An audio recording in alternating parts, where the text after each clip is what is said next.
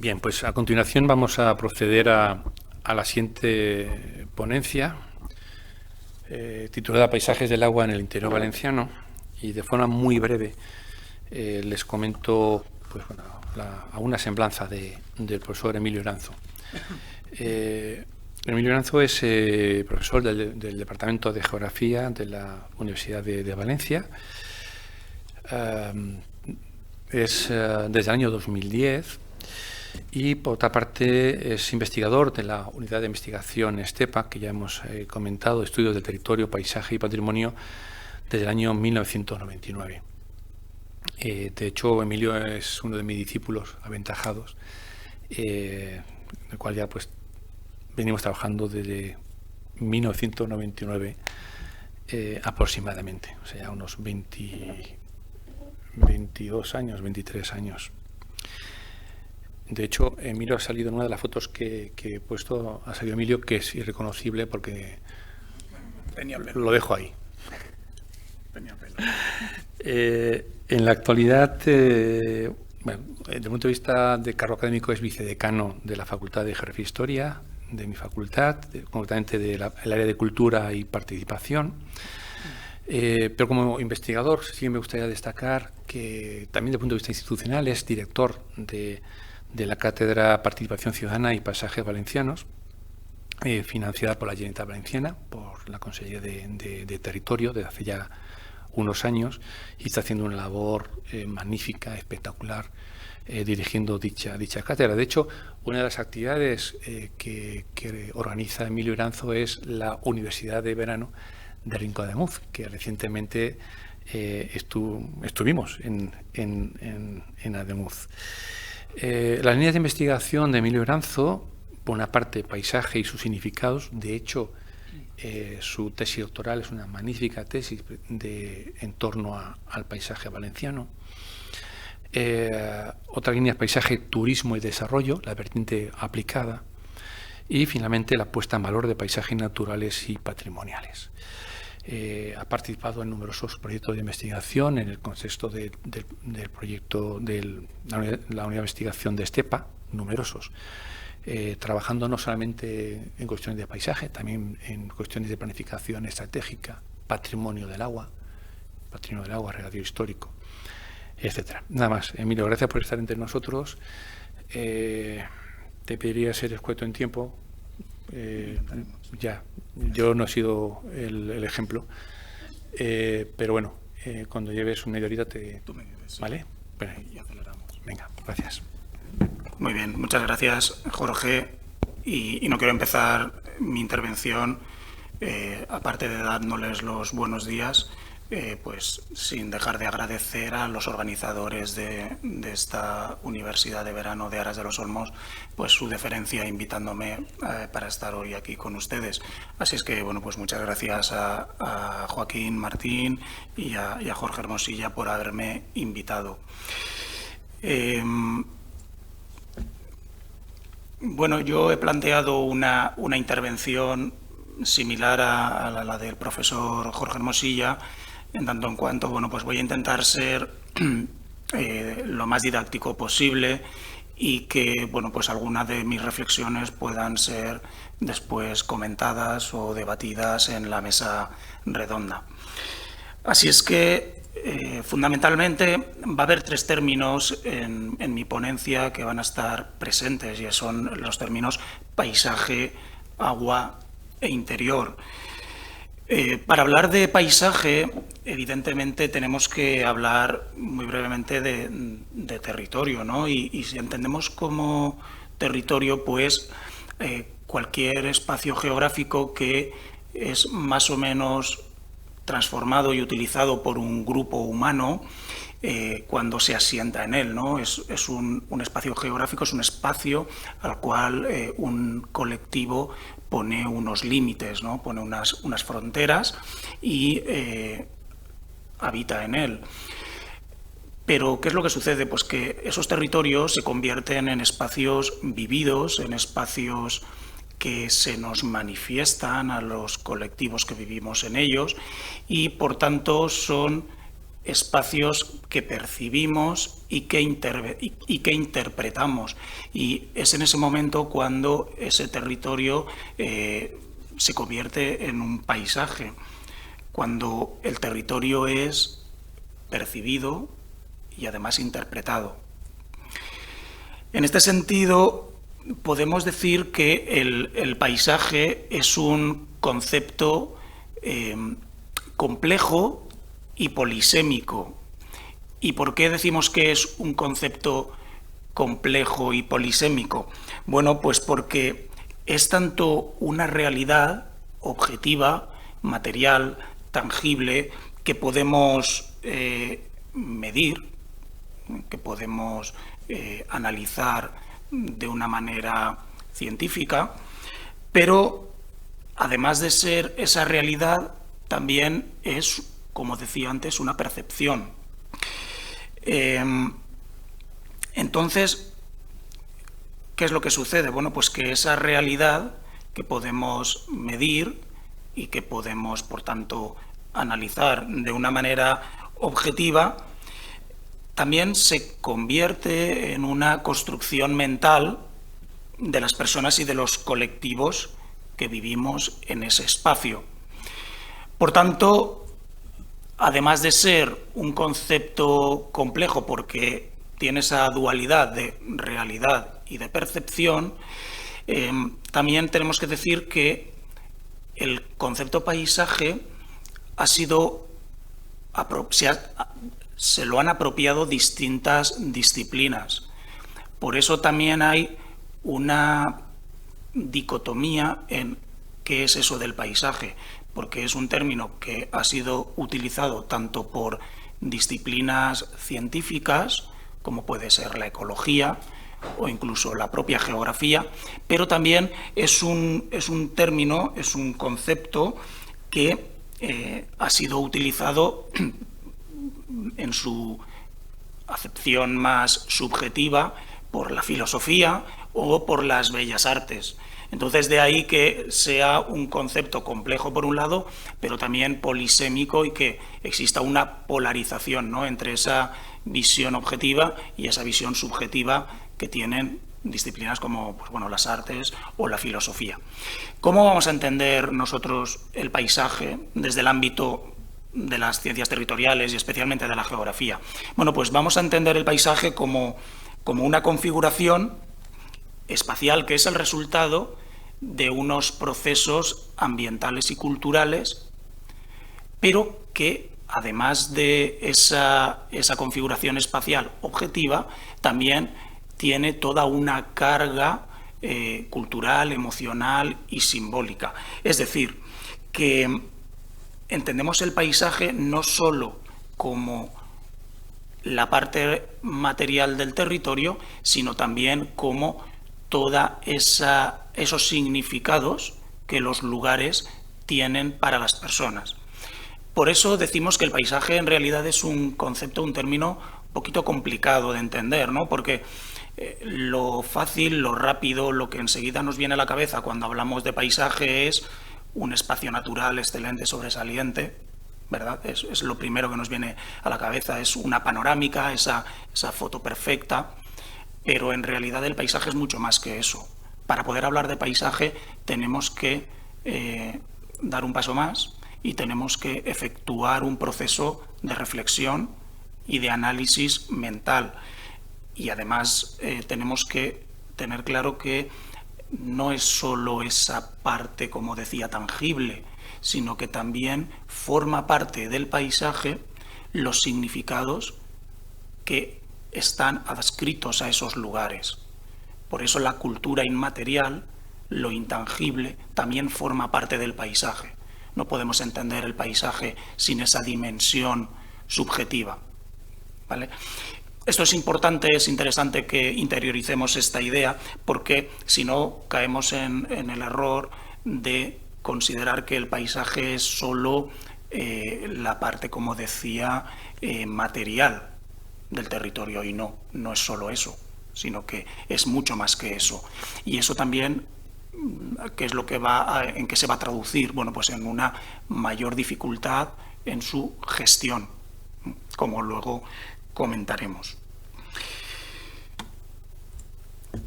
Bueno, ¿y por qué últimamente se habla tanto del paisaje, ¿no? ¿Por qué parece que se ha puesto de moda el que aparezca en la agenda política, en la agenda pública, en los medios de comunicación, las cuestiones relacionadas con el paisaje? Bueno, es cierto que se ha producido un redescubrimiento del paisaje, aunque es cierto que se trata de un concepto que no es nada nuevo, pero se ha producido un redescubrimiento del paisaje precisamente porque existe una creciente demanda social de vivir en lugares que nos den calidad de vida, ¿no?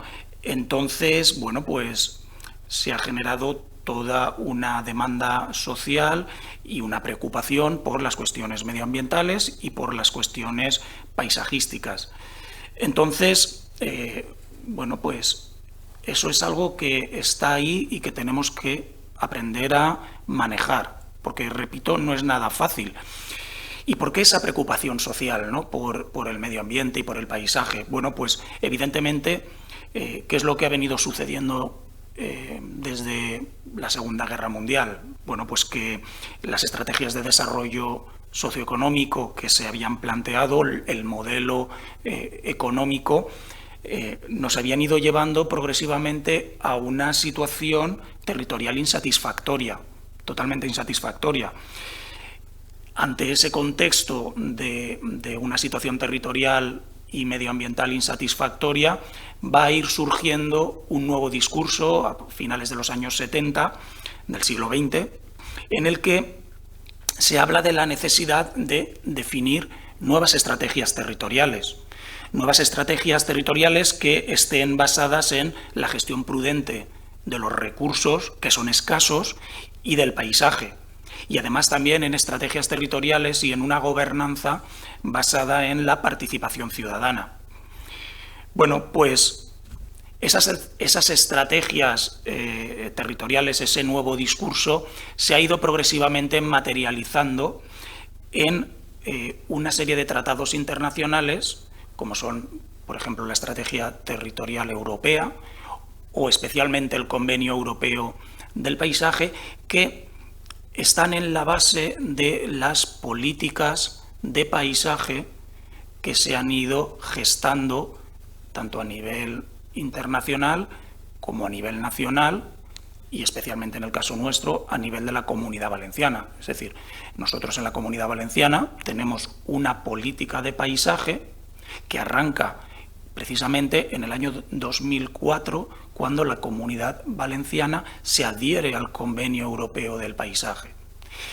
¿Y qué supone esa adhesión al Convenio Europeo del Paisaje por parte de la Comunidad Valenciana?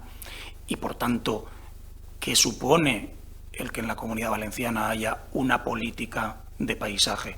Bueno, pues, en primer lugar, que se genere un marco legal que dé cobertura a una adecuada ordenación del territorio y del paisaje. Por tanto, en primer lugar, la política de paisaje nos ha dado como resultado un marco legal. Tenemos una normativa a la que agarrarnos y en la que basarnos. En segundo lugar, a la definición de una infraestructura verde. ¿Y qué es eso de la infraestructura verde? Bueno, la infraestructura verde, para que lo entendamos de una manera muy rápida, sería el conjunto o el sistema de espacios abiertos libres de edificación. Entonces, hay toda una estrategia para que a nivel autonómico, a nivel de la Comunidad Valenciana, a nivel regional, pero luego también eso se traslade a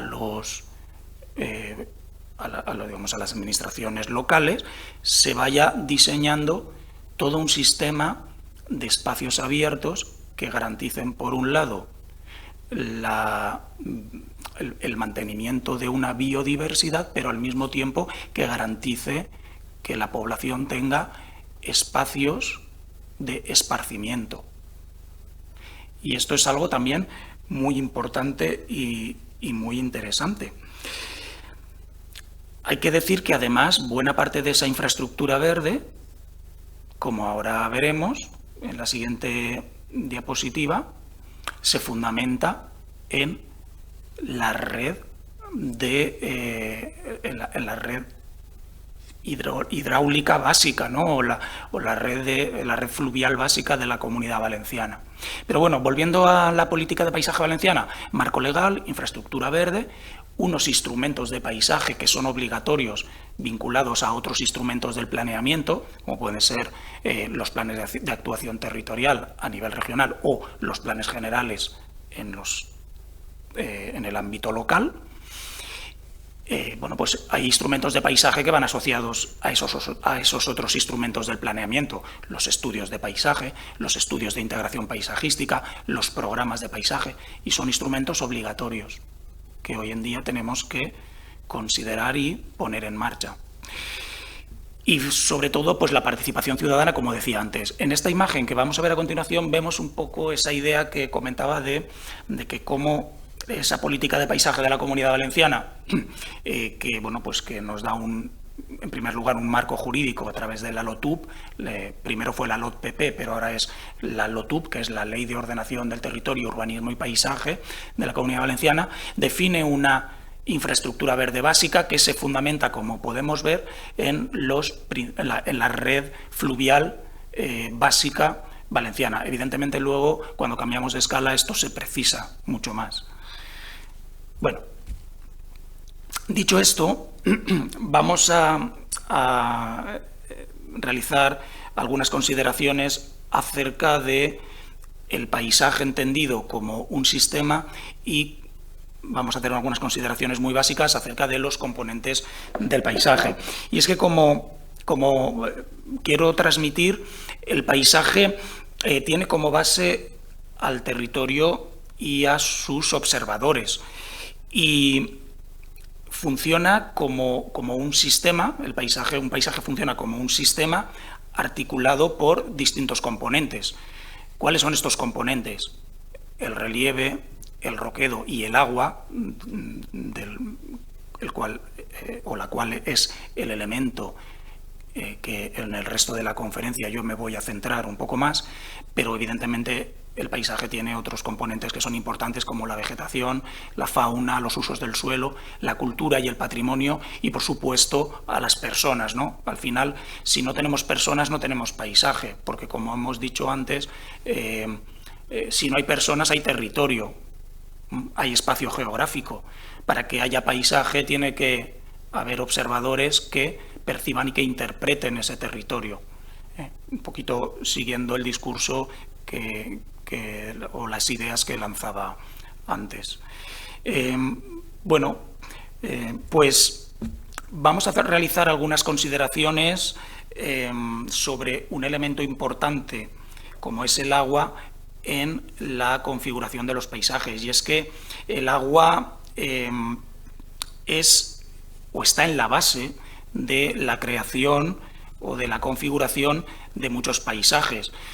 Hay que tener en cuenta que el agua es un agente modelador muy importante del paisaje. ¿Por qué? Pues porque interviene sobre el relieve, actúa sobre el relieve, genera formas del relieve y además porque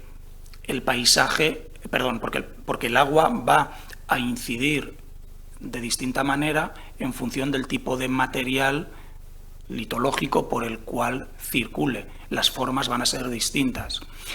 Además, el agua también es un componente imprescindible para los seres vivos y en ese sentido, en función de la cantidad de agua presente en un lugar, vamos a tener un tipo de formaciones vegetales que evidentemente también nos van a marcar el carácter del paisaje y bueno, pues también se va a condicionar a la fauna. Desde el punto de vista estético, el agua, en cualquiera de sus estados, despierta el atractivo del observador. ¿Qué quiero decir con esto? Bueno, pues que bien sea en forma de lámina, bien sea como agua corriente en un caudal abundante, o bien sea en forma de nieve, de hielo o en forma de niebla, el agua es un elemento que despierta el atractivo en los observadores. Como luego comentaremos, el agua es uno de los elementos que marcan la diferencia entre aquellos paisajes que un ciudadano entiende como más atractivo o menos atractivo. Atendiendo a esa idea que he lanzado antes de que el agua es un agente modelador del relieve y que, por tanto, eso va a tener unas respuestas paisajísticas, pues es evidente que la presencia de agua y la manera en la que el agua actúa sobre la litología subyacente, pues vamos a tener distintos paisajes, ¿no? Tenemos zonas donde el agua pues actúa modelando, pues arrancando, arrastrando, vaciando, desgastando o puliendo las formas del terreno, y eso pues nos dan una gama de paisajes muy variados y distintos, como podemos ver en las imágenes. No son los mismos los paisajes que tenemos en el sur de la Comunidad Valenciana, por ejemplo, en la imagen de la izquierda, que es la cuenca del río Monegre, donde tenemos un paisaje totalmente acarcavado, totalmente erosionado, precisamente por la intensidad de las precipitaciones y por no tener una cubierta vegetal que proteja el suelo. O bueno, pues tenemos otros paisajes, como pueden ser las hoces del Cabriel, en la imagen de la derecha, donde pues bueno, el agua ha ido pues vaciando toda esa cuenca del río Cabriel, desgastando y generando unos meandros muy interesantes. O, por ejemplo, tenemos también formas y paisajes que son el resultado de la acción del agua, pero funcionando de una manera distinta.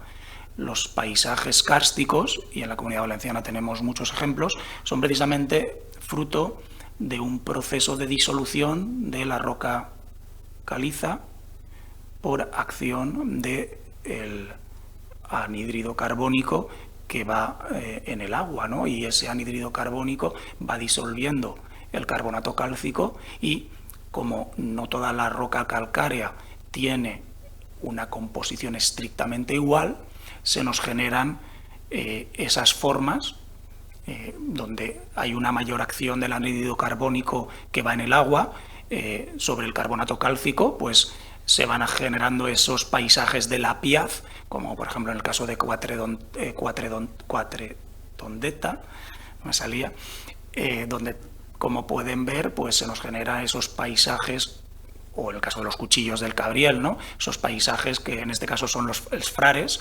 o esos lapiaces, por ejemplo, en el Mongó, que también tenemos en la imagen.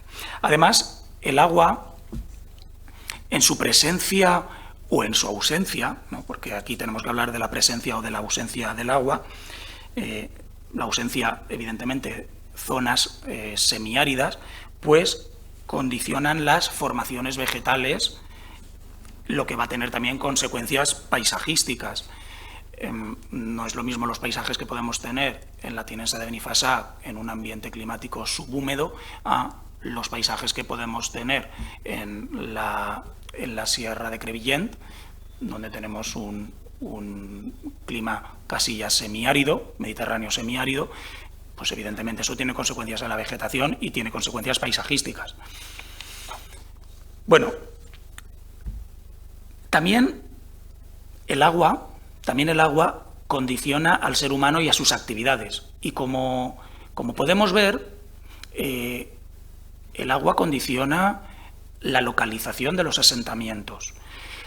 En estas imágenes, un poco tomando la idea que ha lanzado antes el profesor Jorge Hermosilla, podemos ver cómo es un ejemplo de la vega del río Turia en los municipios de Gestalgar, Bugarra y Pedralba, cómo los cascos urbanos están ubicados justo allí donde estoy cerca del agua, porque el agua es un recurso que necesitamos para llevar a cabo actividades económicas, socioeconómicas, para abastecernos en primer lugar y luego pues para llevar a cabo una serie de actividades socioeconómicas, pero estoy a una distancia lo suficientemente, digamos, más que a una distancia, a una cota tal que a mí no me genere un problema las avenidas, ¿no? Y eso se puede ver en ese modelo digital del terreno, que los núcleos de población están próximos al río, pero no están ocupando, como decía el profesor Hermosilla, la vega fértil, que es donde voy a desarrollar todo el sistema de irrigación y las huertas, y me voy a poner en las laderas de la montaña para evitar precisamente los problemas por crecidas y además para no invadir el espacio productivo.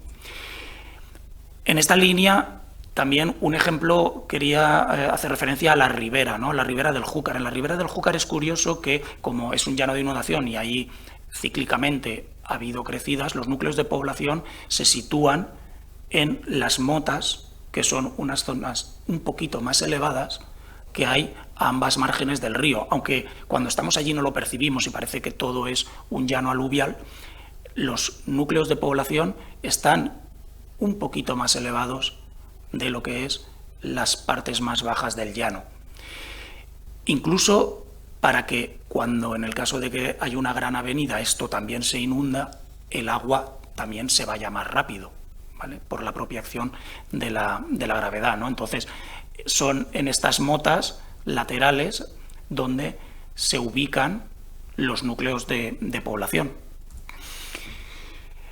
Por tanto, el agua condiciona al ser humano y sus actividades. Eso evidentemente nos va a condicionar el paisaje y sus elementos, fuentes, galerías de las que también ha hablado el profesor Hermosilla, acueductos que están presentes, la propia actividad agrícola, es decir, hay sectores económicos que dependen totalmente del agua y esos sectores económicos modelan o nos condicionan los paisajes que tenemos. Es decir, el agua no solo condiciona el paisaje desde el punto de vista de cómo esculpe las formas del terreno o cómo genera formas del terreno, sino también a través de la actividad humana, en función de cómo se utiliza el agua, generamos unos determinados paisajes, por ejemplo, los paisajes agrícolas, ¿no? De los que ya estaba hablando el profesor Hermosilla. O también, por supuesto, el agua también nos ha condicionado totalmente las actividades económicas, desde las protoindustrias, y aquí en la Comunidad Valenciana tenemos buenos ejemplos, en el río Molinar, en Alcoy, ¿no? Que tenemos toda una serie de fábricas que eran movidas precisamente por los distintos saltos que se iban generando por la propia fuerza del agua, o pues todos los molinos u otro tipo de artilugios que eran impulsados por la fuerza del agua. También nos ha condicionado el agua, pues por supuesto, en otro tipo de actividades económicas, como la producción de energía, y eso genera paisajes, como pueden ver. Eso también nos generan paisajes. He puesto la imagen del aprovechamiento hidroeléctrico de Cortes de la Muela, pero podría haber puesto una central nuclear de Cofrentes que también necesita del embalse para refrigerar la central nuclear, y eso genera paisajes. Y por supuesto el agua también condiciona otro tipo de actividades económicas, como por ejemplo el turismo. Y cada vez esto es una realidad presente. Fíjense que en el territorio de la Comunidad Valenciana tenemos una diversidad paisajística interesante y es fruto precisamente de esa configuración estrecha y alargada y de un relieve que condicionan a un tipo de clima. Condicionan un tipo de clima. Y, por supuesto, también los paisajes valencianos van a depender de las actividades humanas, como estaba comentando. Por lo tanto, ¿qué es lo que vamos a tener nosotros? Bueno, pues lo que vamos a tener es una región llena de contrastes paisajísticos de norte a sur, donde se alternan paisajes subáridos en la zona de Alicante, al sur de Alicante, que se combinan perfectamente con los paisajes subhúmedos del norte de Castellón, la Tinensa de Benifassà, els Ports, etc. Pero también tenemos contrastes de este a oeste, donde se hace patente esa dicotomía litoral interior, donde tenemos espacios urbanos, o esa franja litoral más metropolitana, ¿no?, y turística, con un paisaje muy concreto, y por otro lado también esa zona litoral donde también encontramos un tipo de agricultura, pero que tiene un carácter más comercial, una vocación más comercial, frente a las zonas de interior con unas actividades más ligadas a una agricultura menos intensiva y, por tanto, con unas formas distintas. Así pues, en la Comunidad Valenciana vamos a diferenciar distintas tipologías paisajísticas. Tenemos paisajes forestales, tenemos paisajes de montaña, tenemos paisajes agrícolas, tenemos paisajes urbanos y, por supuesto, tenemos también paisajes fluviales o paisajes del agua. Antes he comentado que el agua es un componente básico en la estructura de un paisaje, porque se vea o no se vea el agua, se perciba o se intuya, el agua genera y condiciona los paisajes que tenemos.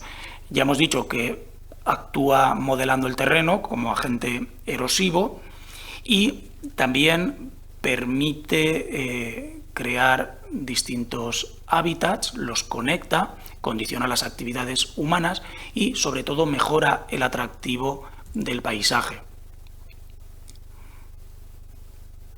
Además, el agua, como pueden ver en las imágenes, genera paisajes totalmente vinculados a la actividad o al modelado fruto de la erosión, pero también tenemos otros paisajes donde el agua no se ve, pero se intuye que está presente por el tipo de usos del suelo. Es decir, aquí no estamos viendo ahora una lámina de agua, pero suponemos que aquí hay agua precisamente por el tipo de usos, esa agricultura de regadío intensiva en un ámbito como puede ser el Valle de Aguas Vivas en la Ribera.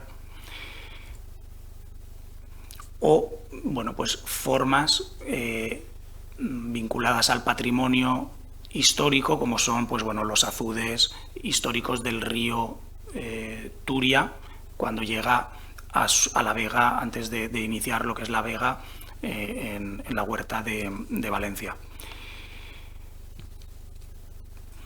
Y quiero hacer una reflexión acerca precisamente de la importancia que tiene el agua en el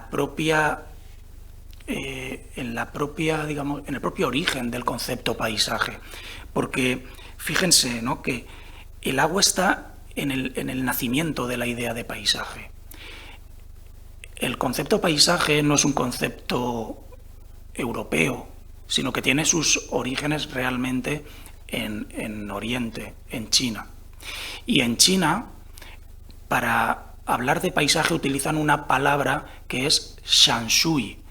Y esa palabra, shanshui, que significa paisaje, ellos entienden shanshui, la idea de paisaje que yo he estado explicando antes, en realidad esa palabra está compuesta por dos términos. Shan, que significa montaña, relieve, y shui, que significa río, agua. Por tanto, quería hacer esta reflexión un poco para ver cómo el agua ya viene acompañando al propio concepto paisaje desde prácticamente sus orígenes, ¿no?, su inicio. Bueno, y como decía antes, los paisajes que están más valorados son precisamente los paisajes en los que hay una presencia de agua. ¿Y esto por qué es? Bueno, pues esto es precisamente por una cuestión sociobiológica y ecológica. La sociobiología nos dice que los seres humanos tenemos una mayor preferencia por lugares en los que tenemos agua y en los que hay unos espacios con humedad, con agua. Bueno, ¿y esto por qué? Bueno, pues precisamente porque había una asociación en donde la presencia de agua me estaba indicando que teníamos posibilidad de abastecimiento para la supervivencia, la posibilidad de comida, ¿vale? Porque los animales también iban allí a abastecerse y, por lo tanto, la presencia de agua siempre ha sido asociada a hábitats favorables.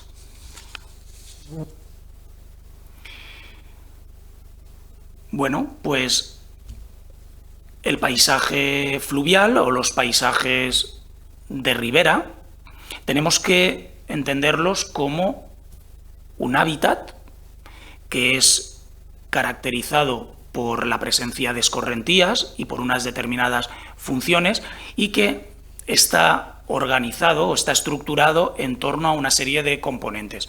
El cauce, la propia lámina de agua, la ribera vegetada más o menos transformada, la llanura de inundación, que posteriormente el ser humano las ha transformado en espacios agrícolas, pero también aparecen otros elementos allí donde ese cauce se estrecha, como los congostos, o incluso aparecen zonas donde los meandros se han estrangulado y han quedado abandonados, pero que el ser humano ha utilizado esos meandros para otros usos también agrícolas, ¿no? En muchas ocasiones. Entonces, podemos entender que los paisajes fluviales son variados y que tienen múltiples y variados componentes, ¿no? Como decía.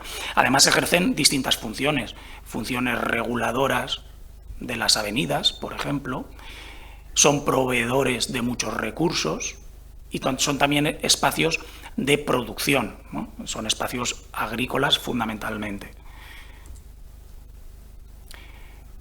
Voy a ir acelerando un poquito más y pongo esta imagen para que veamos esta idea que he lanzado al principio de cómo en la Comunidad Valenciana los paisajes fluviales me generan toda una serie de corredores que me sirven para interconectar el litoral, la zona del litoral con el interior. Además, esos corredores actúan no solo como corredor ecológico e hidráulico propiamente dicho, esos paisajes fluviales, por tanto, no solo son corredores biológicos, sino que también actúan como lugares para el esparcimiento.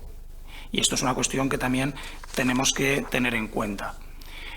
Para ir ya terminando, porque me he quedado sin tiempo, voy a pasar esta diapositiva.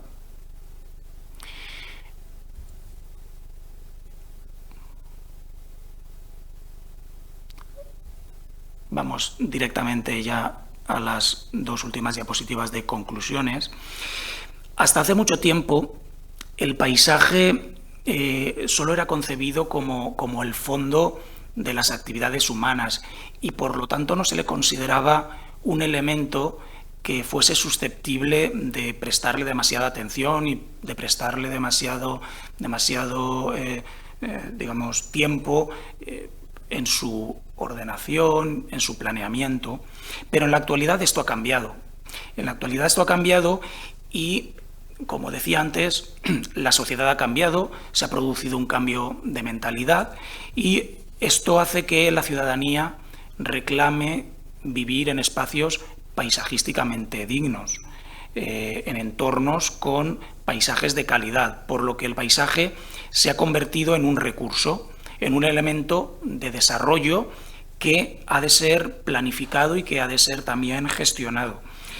Por eso es necesario que el paisaje sea concebido como un activo económico, por una parte, pero luego también como un activo para el buen vivir, ¿vale? Hay que ver al paisaje no solo como el fondo de nuestras actividades, sino como realmente aquello que nos proporciona un marco para desarrollarnos, para crear riqueza, para generar productos concretos, para generar empleo, para generar ocupación, y es necesario en ese sentido un trabajo conjunto entre las instituciones y la ciudadanía para realmente hacer efectiva la política territorial y paisajística pues más coherente y eficaz. Entonces es necesario que sigamos teniendo una legislación, una normativa que se preocupe por la planificación, por la ordenación y la gestión de nuestros paisajes, y es necesario que los instrumentos se apliquen con rigor. Por tanto, y a modo de conclusión, los paisajes del agua del interior valenciano son un patrimonio que todos debemos aprender a observar y apreciar. Son un recurso, como decía, de primer orden, una reserva ecológica, son un bien cultural que muestra esas relaciones o esa interacción entre el hombre y la naturaleza a lo largo del tiempo. Son unos bienes que participa de manera importante el interés general.